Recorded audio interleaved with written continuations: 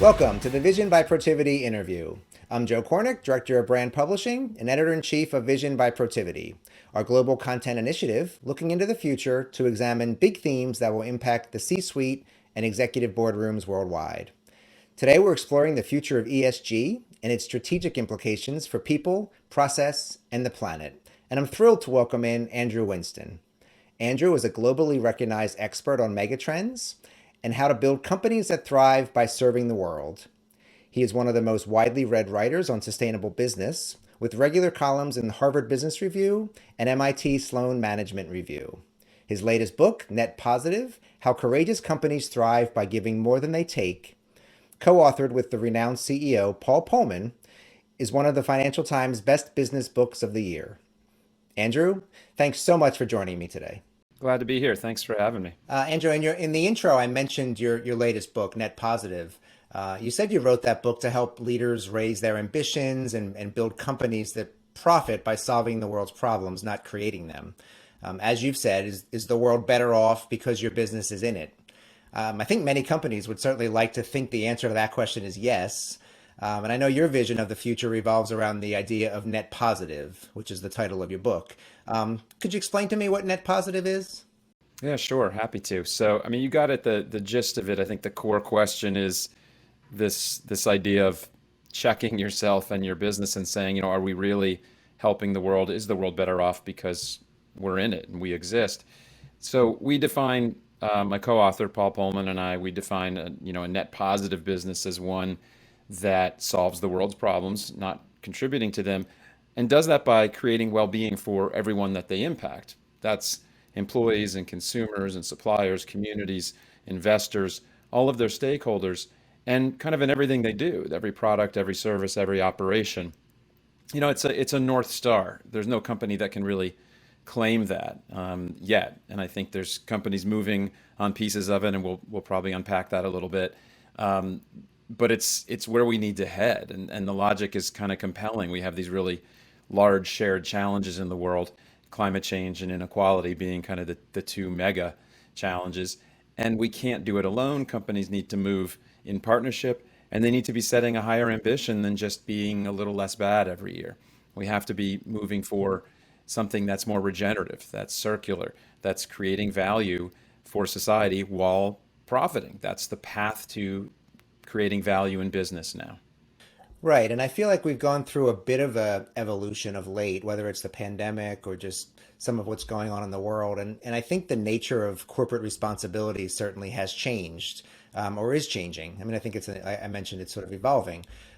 So where do you think it is today, and where do you think it's going? Where could it be, or maybe a decade from now? Yeah, so I mean, even the phrase corporate responsibility is, kind of dated, right? I mean, the corporate social responsibility idea really did come from more of a philanthropic idea, or just kind of reacting to pressures from NGOs or complying with the law. It was really, pretty basic. And, I've been in this space of business overlapping with society and with environment for about 20 years, and I've never really seen anything like the last few. There's been more change, I think, in what's expected of business and what it means to be a business. More change in the last few years than the previous 20. And so it really did used to be about answering to some questions in the world, showing that you're a decent citizen, maybe helping your employees kind of think about their impacts on the world. I mean, it was pretty basic stuff. And now you've gotten to a place where the way we think about how businesses even create value has shifted. And the issues that companies are expected to have a position on has expanded dramatically in the last few years. So CEOs, feel this pressure to say something about climate and inequality, but also about LGBTQ plus rights and racial equity, about democracy itself, about misinformation. When the invasion of Ukraine happened, hundreds of companies had to take a position on their business in Russia. So it's this much larger question now about what's your role in society, and who are you as a business? What is your purpose? Who do you serve? Is it just, shareholders in the short run, or is it a full range of stakeholders that then produces shareholder value? And that's a fundamental change in how we think about business. Yeah, that's interesting. And I know in your book, one of the things I thought was really interesting is when you touched on, you and Paul touched on the fact that, some companies think that they can't afford sustainability. And I thought that was interesting. How should they think about how they invest and spend money in those areas?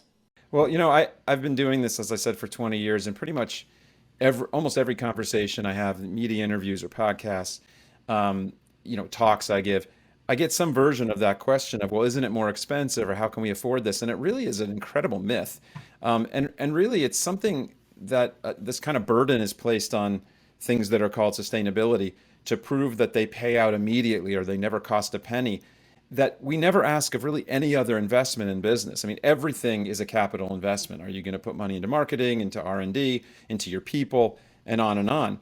The things that fall under sustainability, making your business more resilient, reducing your carbon footprint, reducing human rights issues in the supply chain, this long list of issues, those are things you choose to do to make your business better. These are investments. And I think we have to change our thinking from it being always some cost to thinking of it as an investment. I mean, some things absolutely pay back kind of immediately.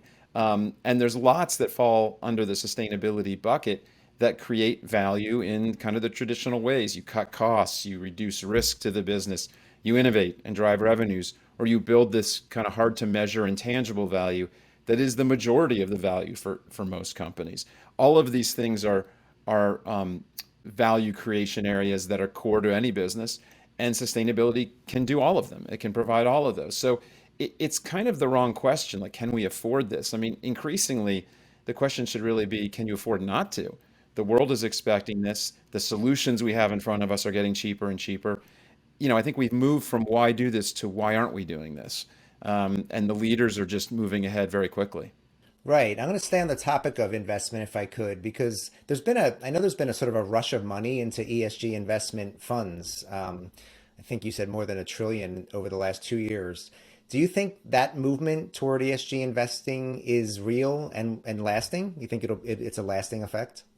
It's a question that I think about a lot, because really almost the last kind of key stakeholder to get to the table on this was investors. And that's one of the kind of deep changes in the last couple of years has been investors coming and asking companies way more questions. In the investor meetings, they're asking about their climate footprint, their material issues in their business that affect their business. And the SEC has just announced they're going to be requiring public companies to discuss their climate risk and put out data on their footprint, on their carbon emissions. So it's becoming something not just investor, but regulated. So that gives it legs, right? If it becomes institutionalized, then it's going to last. Look, there's a little bit of a back off. There's been money rushing in. It's actually going a little bit reverse lately because of the war and inflation. Oil prices skyrocketed. So now all of a sudden the fossil fuel companies are doing extremely well in the short run. And so there's money pouring, almost back into traditional full index funds that, because the ESG funds tend not to have the fossil fuel companies. I think this is all just kind of short run machinations. And in reality, this is a long term permanent trend. And part of the reason is that the forces driving this, they're not like theoretical models. Like, climate change is happening and costing businesses real money. And the kind of demographic pressure, younger generations of employees and consumers are demanding more of companies. And from what I understand, talking to some of the banks about the pressure they feel, they're hearing from kind of their private wealth customers, right? The holders of so much of the world's wealth. And it's coming from the younger generations. They're asking about impact investing. That's part of the reason this has all happened, is that the younger generations are saying, great, grandpa, we've got $100 million in the bank, but what does it do? What's it for? And I don't think that's going away. Like, generational shifts these are kind of changes in norms. I don't think that's going back. So whether the oil price is up or down really doesn't matter. The money that's looking for some social impact is going to be there. Right, right. And this whole concept of sustainability and ESG, I mean, you mentioned it a little while ago that, you've seen more change in the last few years than perhaps over the last 2 decades. So I've heard you say that sustainable business sort of went mainstream, if you will, in 2021. And certainly I think that was probably aided by, obviously extreme weather and climate change and the need for companies to be more transparent, global social unrest, all of those sort of factors coming together. But you see business being able to sort of lead the way forward here, I think. So that's encouraging, not in like a compliance way or a regulatory way, but in a real strategic way. Is that accurate? Right, and I think this isn't some extreme statement now. I've talked about the investors coming to the table, and that's part of what kind of made it more mainstream. But the kind of world's largest investor, Larry Fink, who's the CEO of BlackRock, he has about 10 trillion under management, and he's been writing a letter to CEOs every January for years. The last 6 or 7 years have been about sustainability or ESG, and increasingly about climate. And he's kind of put this into the same words, that I've been sharing with you, the same ideas. He says, being stakeholder driven, this isn't woke. There's kind of this pushback now on ESG that it's somehow a progressive agenda. He says this isn't woke. This is capitalism. This is how you create value. And, in some way, it's really just a throwback, right? I mean, companies were founded originally, especially the really old ones, for a purpose, right? There's some reason, there's some need you're filling. A company exists to solve a need for a customer. It doesn't actually exist to create shareholder value. Like that's what a company does by doing something, producing something, providing a service. And we've kind of lost our way on that, right? And so I think business now is so integrated into society and so large, right? They're such a huge part of the economy and the jobs and the capital flows that they kind of have to lead on these things. They have to be thinking in terms of shareholders and the systems that they operate in. And, I think there's increasing recognition in business that that doesn't mean they're replacing some government role. It's that they have to work with government. That this idea that government's always a problem, business is always right, or vice versa, depending who you're talking to, are both kind of ludicrous. That we need the whole system at the table to solve our really big problems. And markets can't solve everything. That's kind of been this myth for 50 years, right? That free markets will solve everything. Free markets don't solve these kind of big shared issues that include, what economists call externalities, right? Like the free dumping of carbon into the air. Companies don't pay for that. So that's not going to be a market solution until we fix the markets. Right. I've also heard you say that you think our biggest challenges going forward will be inequality and climate change, essentially. So, sort of the E and the S of ESG, if you will.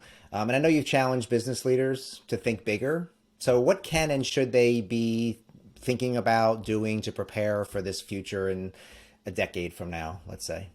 Well, I think it keeps feeling like the decade ahead is coming closer. Things that we didn't think would happen come faster. And part of what I talk about a lot, and in the writing I do and the speeches I do, is about exponential change, and that's part of what's happened. Over the last 10 years, but over the last century, exponential growth in population, exponential growth in emissions, exponential change in inequality. Just this huge rush of money over the last 40 to 50 years, almost entirely, pretty much all the wealth and income gains to the top 1%. And it's destabilizing, right? This is kind of just dangerous for society. So I think part of what it means to get ready is to just recognize the scale of what's happening and start to get your head around how fast things are moving. And they seem to be getting faster, right? And we're living in this, what the military calls a VUCA world: volatile, uncertain, complex, ambiguous, and just start to get your head around that, right? And I think that's how you prepare for a future and you build a more resilient business. I think getting ready for 2030 or even 2025 means really starting to understand where you sit in the world against these really big issues. How do you affect climate and inequality? How do they affect you? What can you do about them? And understand what your stakeholders expect of you, your employees in particular, now and in the future. Get a handle on your impacts, understand your footprint. These are kind of the initial steps, and some companies are pretty deep and far into this already. And on the website for our book, netpositive.world, we have a readiness assessment that you can download that lays out these kinds of ideas. Like, here's the questions you should be asking to start to prepare to accelerate and be ready for a kind of different world. I think what we learned in the pandemic and in the last few years with supply chain problems is that we didn't actually build our economic system for resilience. We built it for efficiency. And sometimes those things are at odds. So we built things so maybe we make one thing in one place, which is definitely the cheapest way to do it. But then if something happens in that one location, there's a storm or it gets shut down because of COVID, everything's screwed up. And that's kind of what's happened, right? And so we need to think more in broad resilience, in partnerships, just making a much more resilient kind of business ecosystem, so that you're ready for changes that we can't fully predict, right? And I think you need to have built trust with your stakeholders and built relationships that you can rely on when things change fast. Right. So, Andrew, last question for me. Thank you so much for your time today. When you look, what we like to do here at Vision is look a decade out and get some smart people to give us their opinions about where we're headed and how we need to be prepared when we get there. So, when you look a decade out or more, even let's say 2035, where do you see sustainability in terms of your overall optimism? I mean, how will we be in a better place? I mean, I certainly hope we will be, but I'd love to hear your opinion on that. Look, I think there's some things that are really tough right now, right? And that are getting harder. And it's hard to say what's going to happen. We're seeing most most troubling, a decline in democracy around the world, a rise in autocracy, less connection between people, more divisiveness. I mean, this stuff is really hard to predict where that goes. And that affects business. And I think business increasingly is getting involved in these issues, in democracy and in voting and people's rights. So I think business will be more deeply embedded in these issues. There's things that, will definitely be different. The technology, again, things are changing exponentially. If we're talking like 2035, most cars sold in the world will be electric vehicles. The grid will be moving very quickly to all renewables. Like I have faith all that's going to happen. And the Gen Zs and young millennials that have different views of business will now be more in charge at that point, right? They're going to be taking more senior positions. And I think that just changes, again, the norms of how business operates. I guess, so I had an interesting moment speaking recently at an event for a big hospitality company. And after I spoke, the general counsel got up and said, I think we got to get to a point where we don't even call it sustainability or ESG. It's just how we do business. Now, this is amazing because this is the kind of language, I and people like me that have been writing about this and working on it for years, that's what we've been saying.